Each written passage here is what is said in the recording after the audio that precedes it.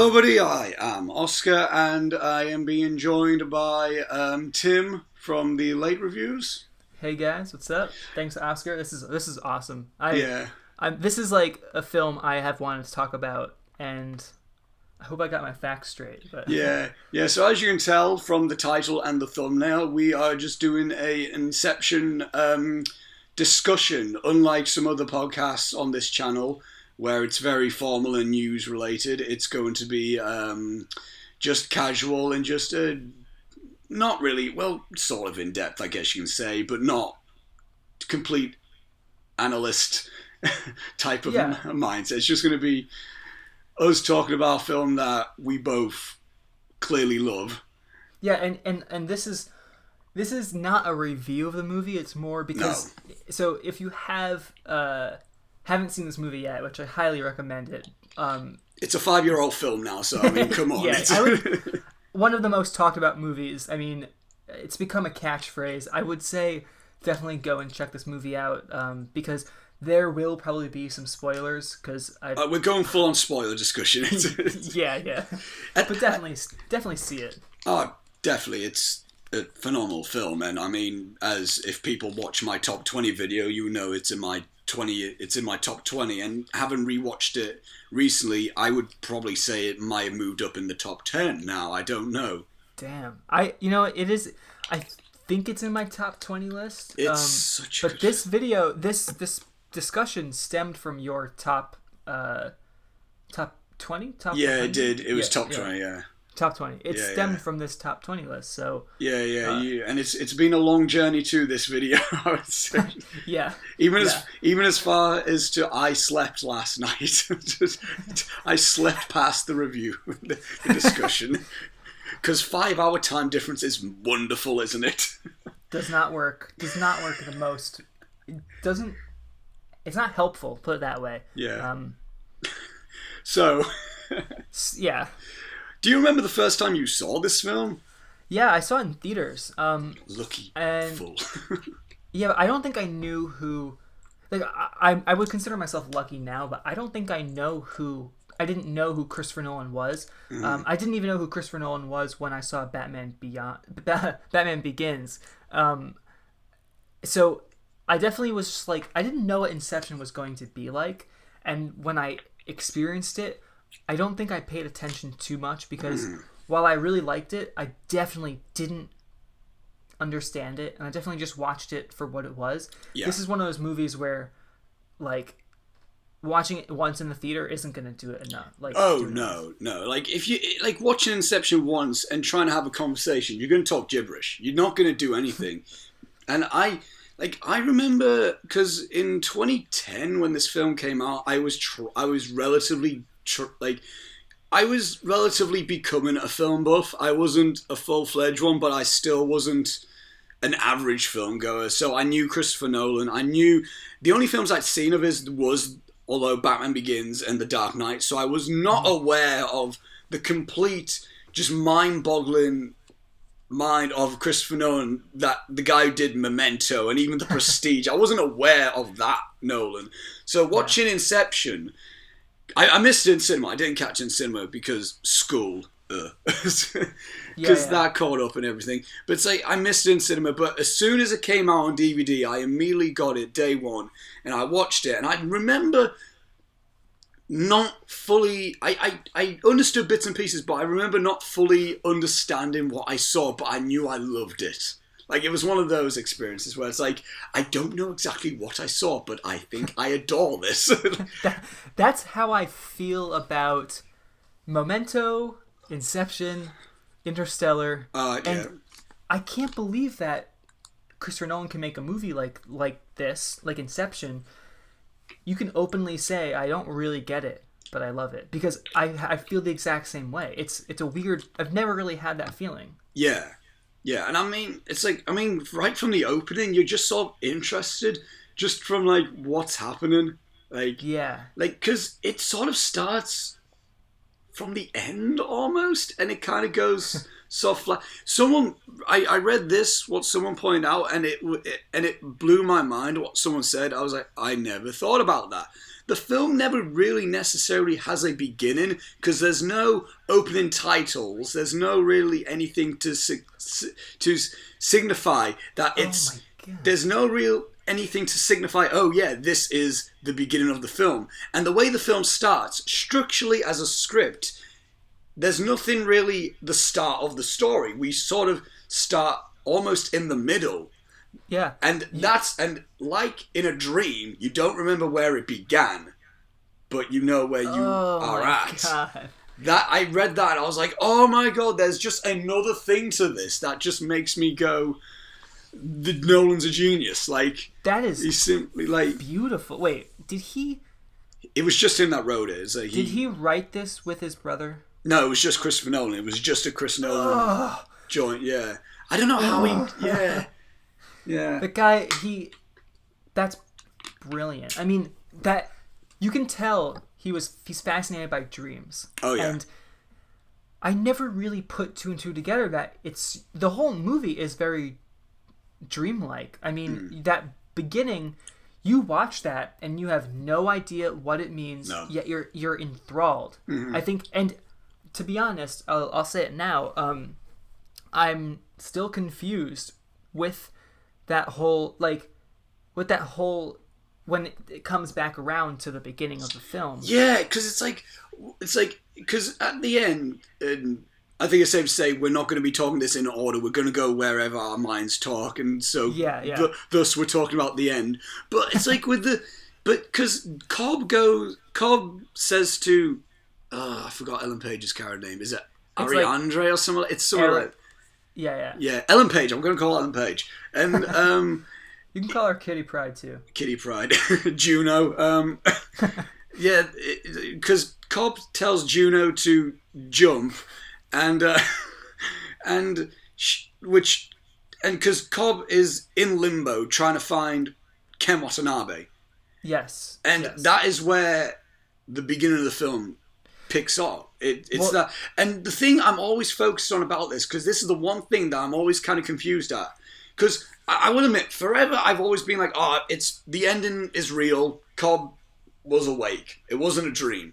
But then I started thinking about when, because we never saw, because he was in limbo. He was in limbo, and he was drowning in the first dream, the first tier dream, mm-hmm. And the way I'm not sure if I just need to pay attention more to what Ken Watanabe says, because I didn't understand fully what he was saying in the old person makeup, and then and then it kind of, there's a shot of Watanabe reaching for the gun or somewhat like that, and then it cuts them on the plane again, and then I'm just not fully sure what happened between that, and it's not, and whether or not if I just didn't understand what Watanabe said, or if I just don't exactly know what happened in between that. Like, he says something about, like, you've come to kill me.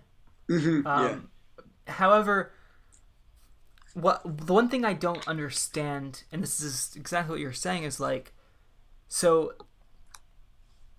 he tells Ellen Page to jump, and she is expecting him to do the kick also, mm-hmm. where she expects him to jump as well so he can kick from that other one.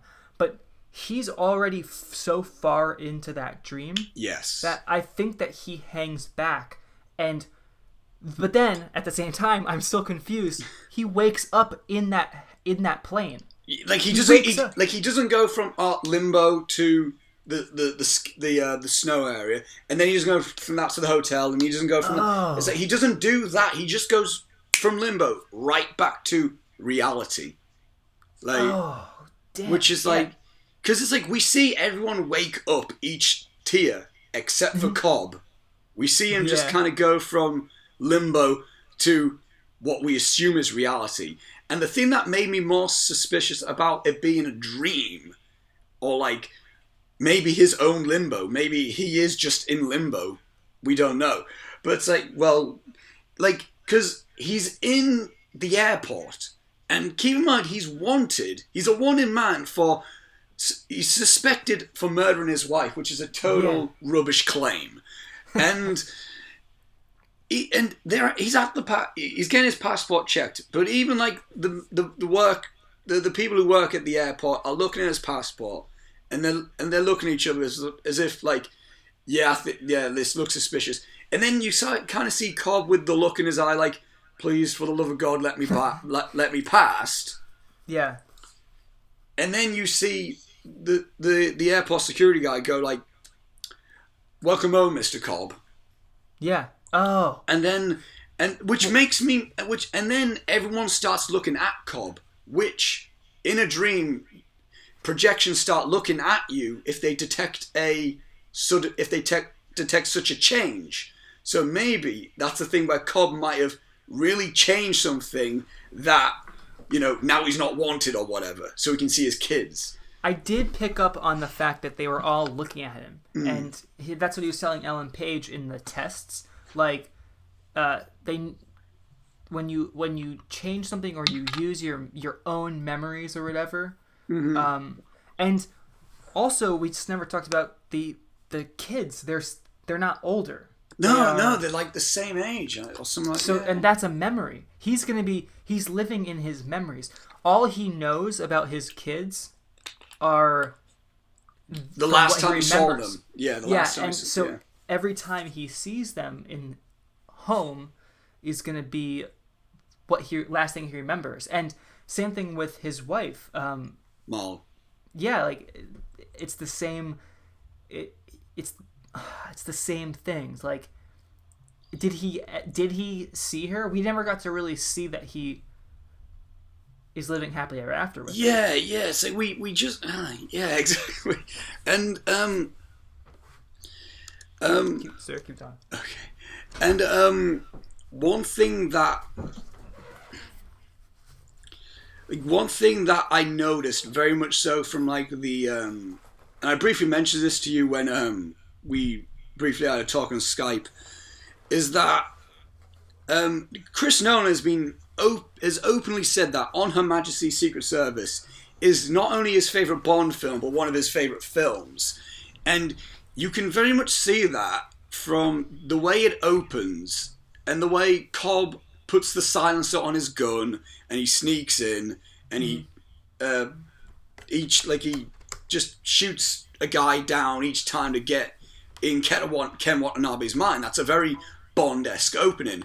Very similar to something in On Her Majesty's Secret Service. And I didn't realise it until even you mentioned it as well, about how the skiing scene, that is very much, that is similar to On Her Majesty's Secret Service, which, I didn't realise like how much influence Bond films have had on this film in particular in Nolan's repertoire of filmmaking. That skiing scene was even filmed like a James Bond movie. Like all of the tightrope things, and it's filmed really up close. It looked so like even that third tier of the dream is straight up just a Bond film. I mean, the whole hotel scene as well, which I think it's safe to say that's one of the best fight scenes I've seen in a film. Oh my! I've seen that like many times, and when Joseph Gordon-Levitt is fighting the bald black guy, I was like, oh shit! Oh my god! Yeah. The effects are amazing. Have you seen how they did that? No, because I have the shitty DVD. I need the Blu-ray.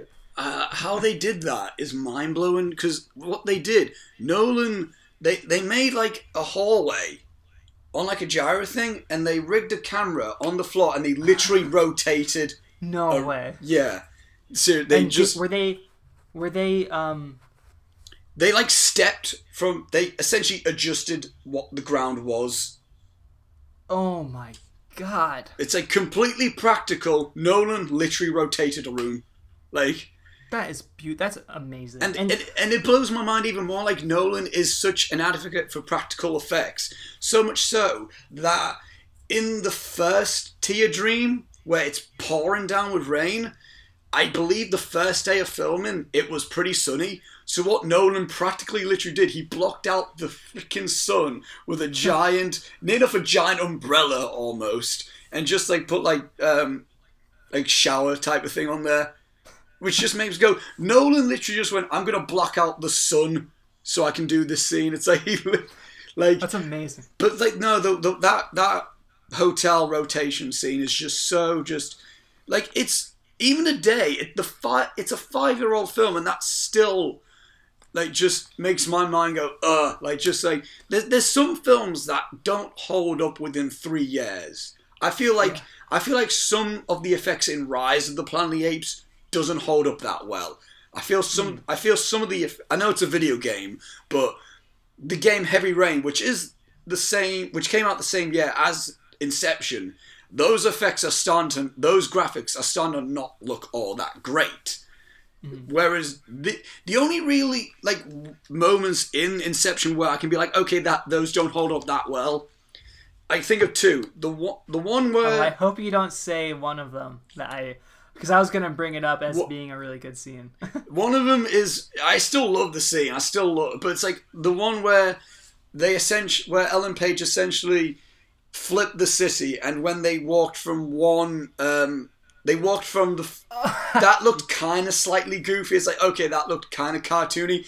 And another moment, which is a very nitpicky type of thing, but it kind of looked a bit iffy, is when Fisher, when they were in limbo and the kick was happening and Fisher fell and Ellen Page fell, it looked very green screen. It didn't look it just looked like they sort of just, like Ellen Page was just sort of like, like that on a green screen, and it looked like they kind of just put her on there and just kind of added a blur effect. But apart from that, the effect, everything sort of still holds up.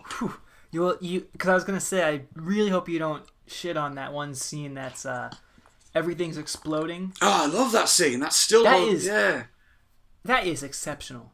I mean, that is a slight, like, now they could make it 10 times better. Oh, yeah. I mean, so I know some of that was somewhat practical, but they CG'd. The thing is, they CG'd what they need to. They couldn't have literally had glass plates explode in Leonardo DiCaprio's face. Do you realise how much, like, Leonardo DiCaprio's face probably costs a lot than most of the indie films these days. So it's like... And... Well, I hate to jump from special effects to acting, but... No, but I want to talk about the acting as well. I just want to say that... Well, first of all, I mean, really quickly, just to sum it up, I can't believe that hallway scene is real. Oh, yeah, it's... I mean, give or take, there is definitely some After Effects in there. Oh, probably, definitely, yeah. Special effects, but... Like, look on YouTube, the whole thing's there, like, just showing how they did it and everything. It's like, That just gives me another reason to love Christopher Nolan for what he does. But in terms of the acting, yes, I just want to say, Leo DiCaprio, when he sees Maul jump off the building, what a good performance! I didn't realize it until this viewing that every character is fantastic. But I never realized it because I was either so focused on the story or like so blown away by the visuals. But really, every character is an absolutely like it's amazing how much character. Like I'm connected to every character, considering how little we are given with them. I'm connected to Dom, of course, because it's his story. It's his story. Yeah. I'm connected to Ellen Page's character because she's technically us. We're getting taught everything about this world along with Ellen Page. I'm connected to Eames, Tom Hardy, because of course he's the comedic relief. But it's like Eames is so amazing. But that's worth a point, by the way. Like, Arthur is great as well. Joseph Gordon-Levitt, even as subtle as he is. It's like, I love when he's like, "Give me a kiss." Yeah, it's worth a shot. To be fair, if I was in his position, I would give it a shot as well. Joseph Gordon-Levitt is such a man, like a gentleman. I love everything he does. I can't. Same here. It's like I watched Don John again recently with Will because it's the first time Will saw it. I was like, it's impossible to hate Joseph Gordon-Levitt. Yeah. It's like even as a voice in The Wind Rises, I'm like, I can't hate him. Like, I literally can't. Like, I can't find everything he does is just gold. Like, even if the film he's in isn't that great, he's great in it. Like, which is Don John. Don John isn't the best film. I really enjoy it, but yeah. I love the beginning. I love his monologues. Yeah.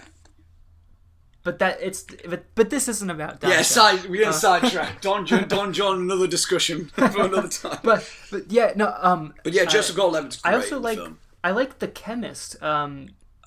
He's in Yusuf. He's in Drag Me to Hell. Oh, is he? Yeah, and he plays a guy who can talk to spirits. He's a great actor. He really sells that part. Like, everyone... Okay, first of all, this movie is highly, highly unrealistic. Oh, and duh. Well, what's cool about it is... And I never really thought... Like, if I didn't watch the movie again last night, I would have said this. I would have said, it's awesome how they use that suitcase, but they never, ever explain what it is. Mm-hmm. But Joseph Gordon-Levitt says really quickly, he's like, oh, it was used in the military. Mm-hmm. And for some reason, this whole movie, I can literally start to be like, I start thinking it's true. It's amazing. Like, it's I believe that you can get a chemist. I believe you can get an architecture student. You got a point man designing stuff. The thing that you got a point man. You got architect. You got the extractor. You got the forger. Yeah, you got. It's just the thing, and the fact is, they actually implement actual architecture into it. They literally need an architect. It's not just some fancy word to use for they literally need an architect. And being a design student and being around a load of aspiring architects, that's just it's pretty just awesome, everything like that. They just they're using that. But also going a bit on the characters, I never realized it until you're going to hear that a lot. I never realized it until I saw it. But it's like Don Cobb is a very Shakespearean-esque character. His story feels something that Shakespeare would have wrote back in the days. Like, you got this guy who is wanted for a false crime because his wife went insane because she literally thought, I'm not in reality. If I off myself, I will be in reality again. And then he's trying his best. No, listen, you're not gonna wake up. You are going to die. And then it's very Shakespearean. And DiCaprio's very subtle performance, but very powerful at the same time. The thing that got me with DiCaprio, you're on about when he saw Mal jump. The thing with that is that the thing that gets me is when they're in limbo, and when he's essentially fighting Mal, saying, "No, I want to get back to the real kids. I want to get back to reality." And she's trying to persuade him, say, "No, this is real. What if these are our real kids?" And then she goes, "James, Philippa," and then as soon as they turn, he just turns straight away because he's like, "No, they're not real. They're not real." And then he doesn't need to say anything because you just see in his eyes how tragic and torn up he is, and that's the moment that gets me because it's like he's such a torn up guy. He's such a guy that's been through so much for no reason. He's done nothing wrong except for being a loving husband and a loving father, and all he's got is just this mess of a life. He's essentially a runaway, a fugitive.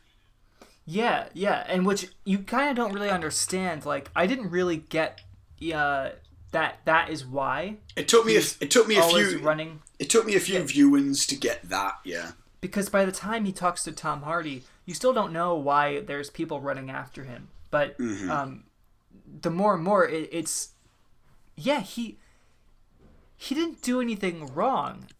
It's just it was his wife that couldn't cope with this whole she was also a dream. She was an architect in that sense. Yeah, from what I understand and what it's said in the film, both Cobb and Mal were both architects in this whole type of thing. We don't know the exact history Mal has with this whole situation, but we know she has a totem, which is the spinning top. Yeah, so that leads me to this question. Was that top Dom's? Like, he took it from that safe. Yeah. What he did, he kept it... Because she was torn up about, like, oh, this is not... Like, this is a dream, this sucks, and everything like that. And what he did, he accessed the vault and kept the totems... He got the totem. All he did was just spun it and then locked it in, which made her think, oh, yeah, this is fine, this is reality type of thing. Which I kind of don't get how that sort of works, but it's like, it happened. But yeah, I might need another viewing to fully understand that. But yeah, that's I need another one. Yeah. But it's like, what I think, Dom's totem, I think what he doesn't use the top as his totem. I think he uses that as just a reminder of Mal, or like of some sort of like, just like a little, maybe even just like a little tick he has or whatever like that. Because I think his wedding ring is his totem. Because if you notice, when he's in a dream, he has his wedding ring. Because Mal is still alive in the dream. When he's when he's not in the subconscious, he doesn't have a wedding ring on. I picked that up in the beginning, because in the beginning you see the wedding ring on him, and then there is the only thing I'm wondering, because like I kept on looking because someone brought it up to me, so I did keep that in mind. The one thing I'm wondering is there was some significance in that scene where he goes to spin the top on the sink counter. Yes, when he woke up when Yusuf tried to do some weird dream magic to him, whatever. Yeah. So some people say that was literally like he's been in a dream since that, or something like that. Yeah, I heard something like that. Yeah, like it was in one of those Inception explained videos. Yeah, it was. Yeah, something like that. Yeah, it was very like that. That's something else that I need to focus on when I'm watching it again. But yeah, I mean. I think this is honestly Nolan's best written film. Like, I don't think it's his best film. It's my second favorite of his. I think Dark Knight for me personally is a same. I mean, Dark Knight is just, it's in my top 3. The Dark Knight. It's not gonna, unless if Inception bumps up massively, then it's not gonna change anytime soon. But I think Inception is his best written film because of how much, like, layers there is, and excuse my pun, but like literally how many layers there is to this film. Every scene has something you can study about it, and something that you can gain from it. Yeah. Like, and I mean, the world building as well is phenomenal. Like, I love the world building in this because. Yeah. I think it helps with the fact that this film kind of starts in the middle of everything without us kind of knowing it did start in the middle. Because, because I'm instantly looking up on the wiki of Inception, like, what are these other jobs that get briefly mentioned in Inception? Yeah. Like, because they bring up the, is it Mr. Charles? It's the Mr. Charles technique where Cobb persuades Fisher that he is his dream security. Yeah, because it's like... Where? Because, when they're in the hotel, because they bring up, like, the Mr. Charles, we're going to do Mr. Charles. And what that is Cobb telling the target that he's in a dream, but persuading the target that he is there to help him. Yeah. Yeah, like my name is Mr. Charles. You implanted me here for subconscious security, and when the dream starts booking up and everyone starts looking at Cobb, and like the rain goes, well, that wasn't really for that, but like the word, like everything started looking up and everything, and then it calmed down. That's because Fisher started panicking a bit more. Like, wait, I'm dreaming. What the hell? And then he has to calm him down, saying, look, I'm here to help you, when clearly he's not. He's here to screw him over. Like, just moments like that when Arthur says, the Mr. Charles thing, he says, it didn't work before. And Ellen Page goes, what do you mean it didn't work before? And then we briefly hear about, I forgot, like, exactly. It was like the Stein job. And I'm like, I want to know what the Stein job was. I want to know what, like, all these other jobs that you do, which, like, that is the script at its best, I think, of just building a world without shoving it in our face. Yeah, because it could have easily gotten boring. I love I also love the quick little nods. I love how there's so many things where I love that this is a film that if you miss something like that, if you miss some reference or whatever, you have to watch it again. Like, you know how many times I forgot that Tom Hardy was changing his perception? Yep. I didn't catch on to that until the first. I was like, who's who? Like, I love that end scene where the edit. They're both both on the beach, and the camera goes from one side to the other. Yeah, it changes. It goes from Browning to Hardy to Eames. I audibly, when sitting here watching it, I literally went, "Oh, it's a good edit." I like out loud went, "That's such a good edit." Like, and I don't do that with editing. I do that with acting and like maybe like a plot twist or whatever. I don't do that with editing. I look into editing because I want to be a filmmaker, but I don't audibly go, "Oh, that edit." It's like moments like that is just like. But the thing is, I love it's because there's not some fancy special effect of him transforming like a Mystique thing, like. It's like Terminator Genesis. Yeah, don't get me started on that. But it's like he's this person, then he's this other person. It's like when he walked up to Watanabe in the lift. he was. You changed again. Yeah, it's like it's like you changed again. What? It's like no. It's like just quirks like that. It's just like. It's like, that's what, I mean, I like Interstellar. I really like Interstellar. But the thing that stops me from adoring that film is, like, it needs to lighten up at points. Oh, yeah, that's a good point. Like, I mean... Even The Dark Knight has some joke parts in it. Well, like, minus the Joker, but yeah, I get what you mean. Like, yeah, but, like, the whole thing of, like, you get used to it when he, like, disappears and all that stuff. Yeah. And then in Dark Knight Rises, so that's what it feels like. Like, but it's like within Interstellar, I do really like that film. I wanted a bit more character and humour between them. In Inception, there's so much chemistry between all of these characters. Like, just from downright the fact where Ellen Page goes, "What's a kick?"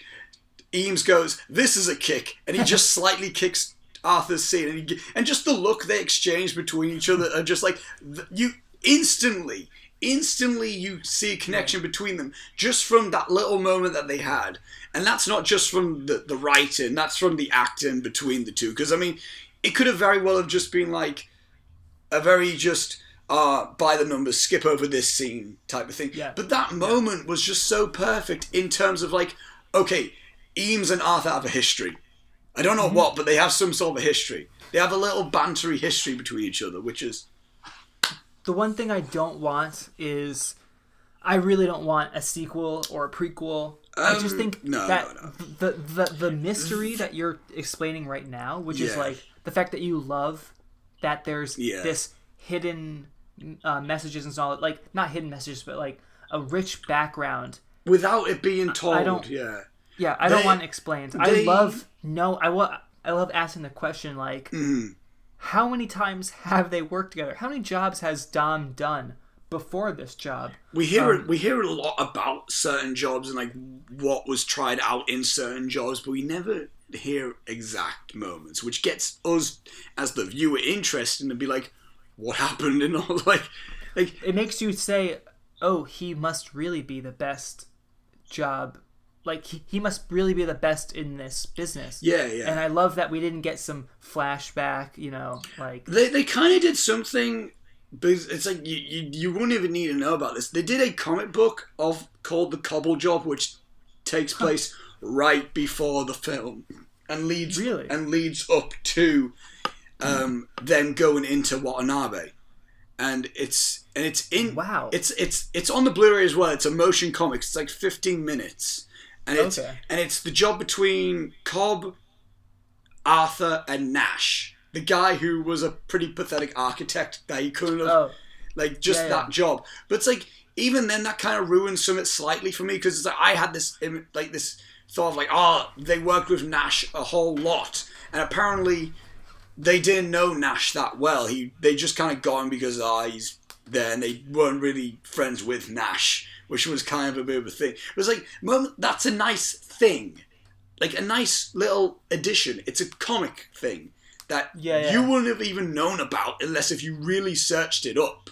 But yeah, I get what you mean. I don't want a prequel film. I don't want a sequel film. I don't want anything like that. Like I like that comic book. Just the imagination alone is like me coming up with fan theories. Like, wouldn't it be cool if we had this film or whatever like that? It's cool to be like, wouldn't it be cool if? I don't want it to be like, oh, we got one. A sequel would never work because it would ruin the ending of the film. Instantly, you diminish the ending. Instantly with Inception 2, it's like we're gonna get an answer to this amazing ending. Like, and the reason that's why Memento works so well because that's just so. I mean, that's another talk about another film that I have no idea what the hell it means. I've watched that once and I daren't go back to it. Sometimes it's just like I can piece it together, but it's with Inception, I think it's one of. I mean, while The Dark Knight and Insomnia, I haven't seen The Prestige. I own it though. That has a full-on Nolan-style ending. I'll put it that way. Without spoiling. Because the Dark Knights don't really have that Nolan ending. No. Well, that's the thing that was the thing about Dark Knight Rises, because people are like, oh, did he really die? It's spoilers for Dark Knight Rises. it's like, oh, did he really die? And then Nolan essentially said it himself, people watched Inception one too many times. in that sense, to be like, what's the meaning behind this end? It's like, it's not. It's a Batman movie. It happened. It's like what you saw happened. Yeah. It's not. Yeah. But it's like Nolan. Yeah, but with Inception, it's like this is ambitious but still entertaining. Like with Memento, I feel like it's ambitious. It's really good, but I can't see myself sitting down every time watching Memento. It's not.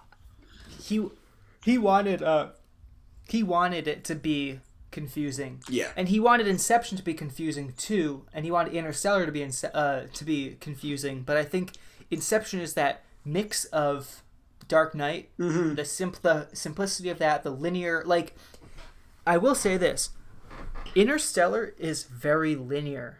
If you can keep track that while they're doing this, and that's it. And all you gotta do is remember that it's literally just 3 layers up. Oh yeah. And I think like that differs from like Memento. You have to remember what he remembers, what he knows, what he doesn't know. Yeah. Insomnia is pretty straightforward too. Insomnia is, but Nolan didn't write that one. Like he had no screenplay. It's a remake. Yeah, of a Swedish film, I think. Yeah. But even his very first film, Following, which is. So I see that. It's. I think it's on YouTube. That's how I watched it. So I'm not sure if it's still on YouTube. But it played off as it's just a straightforward crime film, and then it gets really like, oh my god, I can't believe that happened, like that type of, it's like, by no means is it the perfect film. It's not that well acted, but to be fair, he did it with his mates, and it was but even then, Nolan has throughout just shown how I don't want to say messed up, how just like insane in the brain, I guess you can say he is, in terms of his storytelling, of how he can keep track of what he's doing.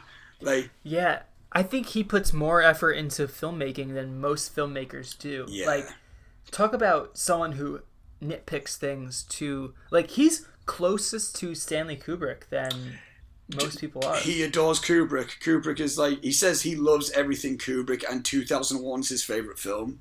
So, which watching Interstellar, I guess you can go, I see that. But I still have to see 2001. Same. It's I know what the visuals are, and I know what it's pretty much about. Yeah. I think one thing we need to talk about when talking about Inception. Otherwise, it'll be a crime. The score. Yeah. It's not my favorite Hans Zimmer score. Really? Yeah, it's not my favorite Hans Zimmer score, but it's like I think Dark Knight and Interstellar are two just phenomenal scores. But yeah, but for me personally, the Inception score is my favorite one. And I don't know what about it. It is. It's just... You know what it reminds me of? It seriously takes influence from a James Bond type of score. It is a espionage theme. Yes. By no means is it anything else. I love that it's also electronic in some ways. That in some ways, yeah. The whole scene where they start up in the street and it's raining. And they're getting chased by those guys. That whole song during that, it's not the main theme, but I love that theme. That's I mean, the Dreamer's collapsing theme is great. It's powerful. It's bombastic. It's just epic. But the track that always just amazes me, and it's not only one of my favorite just tracks in a film. I just consider it to be one of my favorite songs in general. Is Time. It's like that is just that's the reason why I think the emotional scenes hit is not only because of DiCaprio's acting, but because of that just like theme, and that's the end. Like that's how the film ends. Like with that theme, with the top spinning, and it goes, and it's just like that. It's a very subtle theme, but it still says a lot, and it's like even when it's in the background, you can be like, there it is. Like there, like Yeah. it's a character. The score is a character in itself. I feel like it's you can't just imagine the Inception theme, like the score, and just be like, oh, it's just blending in with the thing. It's like it's its own thing as well. It's definitely not background music. It definitely plays a part in the movie, just like the Dark Knight score. Like I can't ever picture. I hope I never hear the Inception score in something else. Like you know how like sometimes you can hear the same we get the sound. We get the same bwong and in of everything these days. Yeah. Then, but it's still not Inception. Like I'm sure it uses guitar. Like doesn't Johnny Marr? Didn't he play on the album? I think so. I think he did. I think that was just such a cool little inclusion of just making a I can remember that riff and I'll know it forever and I'll always associate with Inception. Not. Yeah. I mean, Hans Zimmer is one for just blowing minds with scores. I feel he's my favorite composer. Just I mean, he hasn't done my favorite score. That film score, it has to go to Up. Michael Giacchino, that's an amazing score, I feel. But I mean, with Hans Zimmer, you get different things. You get different scores. I didn't even realize he did the score for 12 Years a Slave. I didn't realize he did that. And then you got this, like, the end of every Nolan film he does is just these big, like, horns and, like, these big bombastic orchestral moments, which, I mean... But then he goes and does Interstellar, which is the most beautiful, moving, touching thing. One score I really have been digging lately by Hans Zimmer, and it's something I didn't really know about, is Tears of the Sun. He did Tears of the Sun, and it's like African and tribal, and it's just he's so versatile, and I'm sure Michael Giacchino is too. But I mean, what I know him from is doing the Star Trek movies, and that is a great score. He killed those. Yeah, Michael Giacchino is I can't remember what else he's done. He's done a lot of like just I think he's done a few Pixar things. I don't know. But it's like with the Hans Zimmer score as well in this theme. It's like it becomes its own character in a sense of like it starts to overtake the scene, and sometimes that could be a bad thing because you're like, okay, stop being up your own backside and let me watch the film and not blast the score over what the dialogue's saying. But even like in the skiing scene where the score was just going full on at it, I was so just in with it. I was like, yes, just blast it all, you turn it up to 11, do what you want with it. Like It really does add to it. Like, imagine that film with just a typical. Someone should make a supercut of the movie just normally, like with like normal music. I think we've cut out. No, never mind. It's okay. We froze for a bit. I was gonna say someone should make a supercut of the movie, and score it with different music just to show what the movie would be like without Hans Zimmer's, because you're really right. It is like an extra character in the movie. It's like I tell you what. This is how, like, just someone got the track Time, and then they got the end speech to Charlie Chaplin's The Great Dictator, and I'm not sure if you've seen it, but they've put just watch the speech in general, because the original speech in 1940, it was just no score, it was just Chaplin giving this monologue, phenomenal speech. Someone grabbed the track Time and put it over that, and just when I thought that speech couldn't get any more amazing, it was that just made it even more just phenomenal. And I even did a test thing, because I'm going to do an experiment. I got the Shia LaBeouf speech, the Do It speech, and I played the Time thing. I got the full half an hour speech of Shia LaBeouf shouting Do It, and I got the track Time. I was like, this is not funny anymore. It's actually a pretty inspirational speech now. Dude, you should put that up. That's a really great idea. Yeah, put that up on the channel. I should do, yeah. But yeah, I mean, literally, the score is amazing. The characters, everything. It's like, and I was saying to you before we hit record, I start to find less faults with the film, and I start to think, and I'm starting to think, it's not that I'm finding less faults, it's I'm just paying attention more to certain things. It's... Yeah, like, you're understanding it. Like, because I agree, the first time I saw it in theaters, like I said, I didn't get it. I really didn't get it. And then I saw it, actually, I've only seen the movie 3 times, so... I've lost count how many times I've seen it. And this third time around... Oh shit! My DVD has special features on it. I was going to say, I'm sure I would do. Yeah. You heard it here. Tim just had a realization. I don't read. Yeah.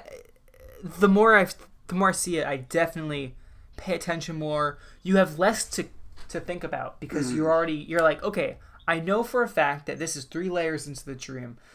You don't have to think, like, the first time you're seeing that, you have to comprehend that. Oh, yeah. No one's ever... I can't think of a movie that's done that before. No. Yeah, I mean, it's like... It's literally like...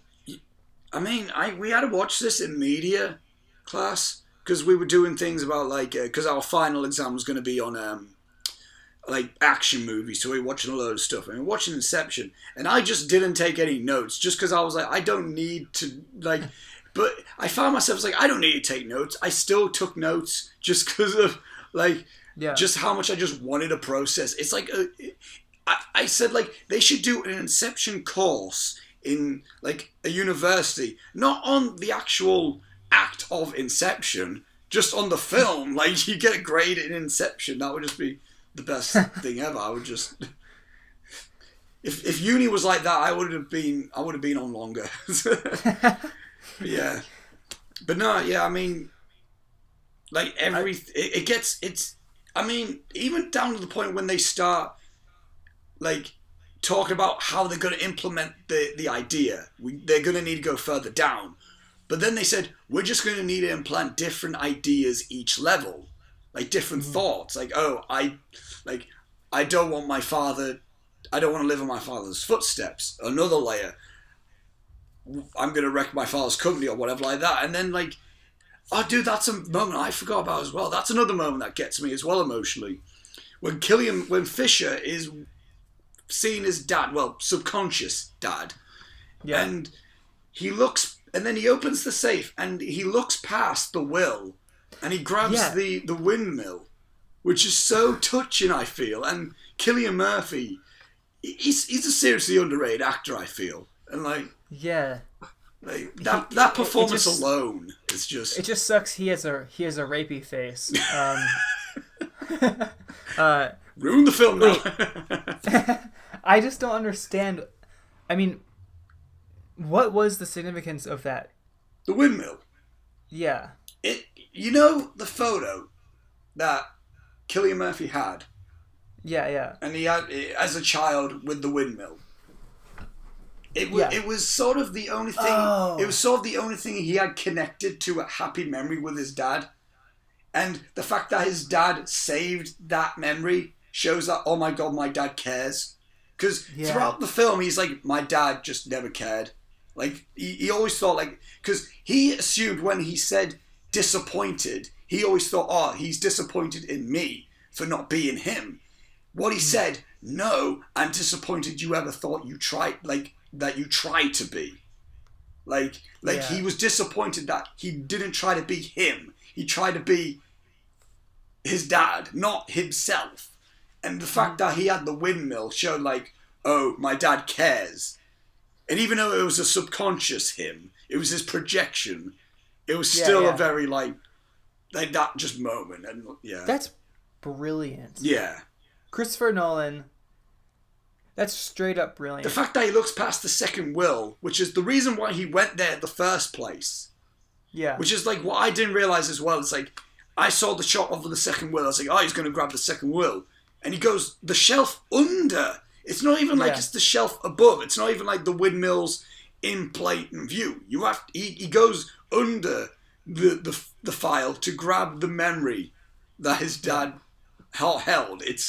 There's a load of just everything. It's like, you got every character in this film has, they all have an arc of some kind. There's not one character that is left, like, in the dusk. It's all like, they at least have some sort of an arc. Dom, we still don't know whether if he did end up having an arc in a way, but, like... Well, in Inception 2 we will. Oh, yeah, Inception 2, directed by Uwe Boll. Kickstart the movie where he doesn't get funded, and then he would say, I hate everyone. God. Pick it up on DVD today. It'll go right to DVD. Yeah. If I walk in Tesco and see blinking Inception 2, I'm like... I'm going to curse you. I'm going to be like, you cursed. You did it, Tim. You did it.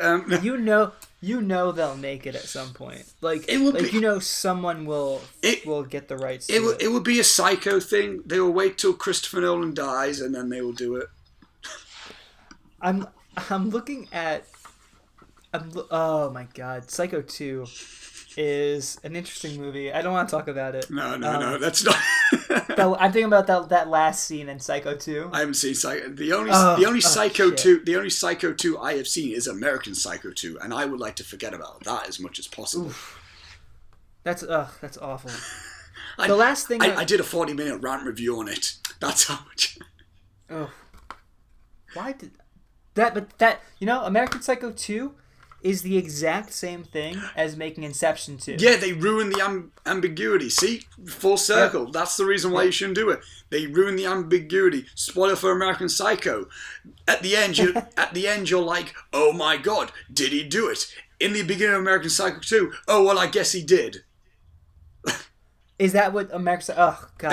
American Psycho 2, quick diversion. The American Psycho 2 opens with a child Mila Kunis escaping the clutches of Patrick Bateman and killing him. And then she and then she keeps talking and talking, trying to be cool like Patrick Bateman, but she's really not. She comes off like a whiny teenager. And then Shatner gives one of the worst performances ever. Anyway, Inception's great. Yeah. Well, I guess one of the last things I want to say, I think we've pretty much touched on a lot. Yeah, we touched on a lot, yeah. Is the fact that, what would you describe this movie as? Is it sci-fi? Is it action? I say thriller? I say sci-fi action. Because it's definitely action. Oh yeah. It's definitely sci-fi. It's sci-fi in the same way Eternal Sunshine of the Spotless Mind is sci-fi. I'd say it that way. I agree. It's a drama sci-fi. It's like, because it's also a drama. It is. It has very dramatic elements. it's got the espionage element without having the espionage talk. It's got the whole... instead of the espionage talk, it's got stuff that I'm actually really interested in, which is the subconscious mind and everything, which has always just interested me, just always. I mean, that's why I'm pumped for Inside Out, just because it's somewhat in the subconscious and everything. Anything to do with that, I'm in for. But Inception has that element. It has the human drama element, which is very Shakespearean in the sense, and it's got the action-packed element, which is awesome. And it is action-packed. Oh yeah, Tom Hardy slays people. Don't be killing. Don't be afraid to dream a little bigger, darling. I can say it. He's also. I can say it because I'm British as well. He's one of the best parts of the movie. Eames is top. Yeah. And so I just want to say, I'm not riding Tom Hardy's nuts either. Like, I really think that he has what it takes to be a good actor. A lot of people are just like, he hasn't really shown anything yet. Well, he really has. He's a chameleon. I love it. He's Bane. He's now Eames. He's Locke. Locke. I want to bring it because we should have another episode where we're talking about Locke. Locke is highly underrated. That isn't. There's a lot I want to talk about. I need to rewatch that film. Maybe we could do that. That's an incredible film as well. That is one that you can talk about. Yeah. But with Locke, he went from this film where he did nothing but talk about that. He did nothing but talk in that film. Cut to a year later, he's in Mad Max, where he does nothing really but not talk, but he does. Yeah. But he does it in a silent film way, where he acts through his body language. Yeah, and that's so far away from his character in Inception. Yeah, he's the polar opposite of who Max is. Yeah, and I mean, Bronson as well. He's amazing in Bronson. I gotta see that. That's his best performance. I feel he's amazing, and he's gonna be the Cray twins later on this year, where he's playing. I forgot the actual. He's playing both twins who essentially were big crime. They were mob bosses in London, but in the and he's playing both of them. Not sure if you've seen the trailer, but the trailer is pretty cool. I've heard of the movie. I should actually look up the trailer. Yeah, he plays both of them, which he's literally doing a Jake Gyllenhaal an enemy in that sense, which is another film. Which is dude, if you see that, that's a film that's totally an Inception type of talk as well, because I've seen Inception, I've seen Memento, I've seen all these weird artsy films, and Enemy is the only film that broke me. It's the film. It's really confusing. It's the hands down the most confusing film I've ever seen. But I mean, you can go back and watch the review me and Gary did. I wouldn't even call it a review. We just babbled because I was just like, and I literally did. That film stuck with me for 6 months. Like literally, that's a film that's worth talking about if you ever see that one. But yeah, that's. I want to see it. Yeah, I would say that you can't even really understand it first viewing. I would say watch it, then watch Stuckman's explained video, because that helped me a bunch. But yeah, yeah. Well, I think he has an Inception explained video. Yeah, no, I'm not he sure. doesn't. Maybe he doesn't. No, we beat him to it. There you go. If you can class this as an explained. So let me ask you now, just go on, to wrap it up. This is the ending. Yeah, this is the ending. What would you rate it? I mean, obviously. In a 10 scale. Yeah, let's go. 10. I've only given one film a 10 out of 10, and that's 12 Angry Men, because I find nothing wrong with that film. But Inception's a good 9.9. Damn. If I have to give specifics, it's a good 9.9, and it keeps getting better in my eyes. It keeps getting just. That's slightly better. Like, I don't rate... I literally given one film ever a 10 out of 10 where, I've seen... 12 Angry Men is my all-time favourite film, and it's the only film I class as a perfect film. Even Dark Knight, which is my number 2, I don't class that as a perfect film. But it's Inception's a good 9.9, I feel. It's amazing, I saw 12 Angry Men, in middle school, and I remember... even then, understanding it was a good film. I'm gonna have to give Inception. I think I'm gonna go a little lower than you. I'm gonna go like 9.5 or 9.6. It's definitely in the 9. Yeah. I think it's, for me, this film has just affected me so much as well. Like, not only in like a film watching level, but the fact that like it was amongst these collection of films that made me love films. Like The Wrestler sparked my love. It's like, I want to love film now. Sherlock Holmes made me go, I want to do filmmaking. Inception was the film that made me go, oh my god, films can be really smart.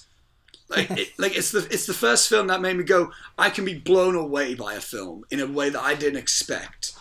Like, it also goes to show that you don't need to hire a writer. No, you gotta. If you have what it takes to make a good story and you can tell it, Christopher Nolan is an inspiration, and he. Oh yeah, dude. It's watch Following as well, because Following is one of the most inspiring films I've seen, in the sense of it's not a perfect film. It's not all that well made necessarily. It's not all that well acted, but still. That's his first one? Yeah, it's like an hour long near enough. So it just counts as a feature.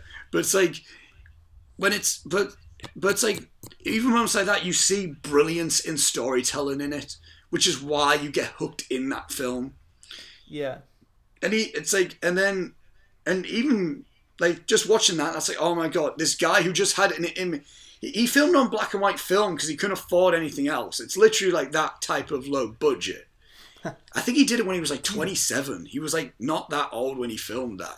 So I love the way he handles himself too. He is one of the most like respectable directors out there. You know, he dresses up on set.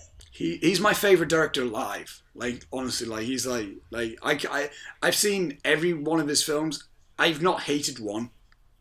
A single film of his I've just not hated. And it's amazing to see, watching Following and then watching Inception, to see themes in script writing that he had, all the way to like Inception, which is like a completely massive budget, big. I think it didn't quite get in the billions. I think it got like 800 million. I think, but still, that is insane. How he still can take the stock, because some directors, they make some really awesome creative stuff, and they never really go with that. They kind of just go too mainstream. And I don't mean to sound hipster in that sense, but they kind of lose what made them great. Where Nolan still managed to take what made him interesting in Following and Memento, and managed to make a big budget entertaining film out of that. Like, that's basically what I was saying. And his films still feel like a independent film. Interstellar, there's times when it's like an art film. Even the Dark Knight trilogy, there are times when I'm just like, this is a beautiful movie. I mean, McConaughey has said in an interview that when filming the space scenes in Interstellar, that was very that was obviously very felt very big budget. But all the Earth scenes, he said he felt like they were just shooting a small indie film, which really just made me go, that's interesting. Like. Because it's like, you don't think about it, but it's like when you watch Interstellar, it's like, and then all the on-Earth scenes, it's like, yeah, everything's kind of small. It's not really big. Yeah. And I think Nolan didn't have to make like a big set or anything. No, yeah. They went to a barn and then shot there mostly, like on a farm. And then Nolan does it sort of again with Inception, where he goes from like, oh, they're just in a hotel room, or oh, they're just in their home. And there's some really artsy shots between Cobb and Mall, which are like, this just feels like an indie piece. Like it just feels very indie. And then you get to the big, like when they blow up the building and the snow tier, and he says snow level. Oh god, could you imagine an Inception game? I would. I just couldn't. I couldn't. It would be like a James Bond game. Oh yeah. I mean, there are seriously that skiing scene is so James Bond. It puts a big smile on my face. Yeah. And I mean, the fact how I've seen a few of the earlier, like watching a few of the earlier Bond films, it makes me go, oh my god, there's like a lot of reference to these types of Bond films. And Eames is very Sean Connery. I'm not sure. It's like, and thinking about it now, each character is very similar to each Bond, like each personality. It seems like I don't know exact, but it's like it feels very much so. Like Eames is very Sean Connery. From the small time Lazenby was on, like from the one film Lazenby was as Bond, that felt very much so like Arthur in a way, and then you got like Cobb, which feels very Daniel Craig like, and then you got like it feels like I never really noticed that as well. Like that is a really good theory. each one of the characters feels like each Bond. That's weird. It's but yeah, I think I buy it. Yeah. I do buy it. So yeah, I think should we wrap it up? Yeah, I think we've talked a lot about it, and I looked at the time. It's 20 to 5 a.m. here, and it's oh my. It's now light. It's now light outside. I'm going to turn to show you, Tim, and just look like...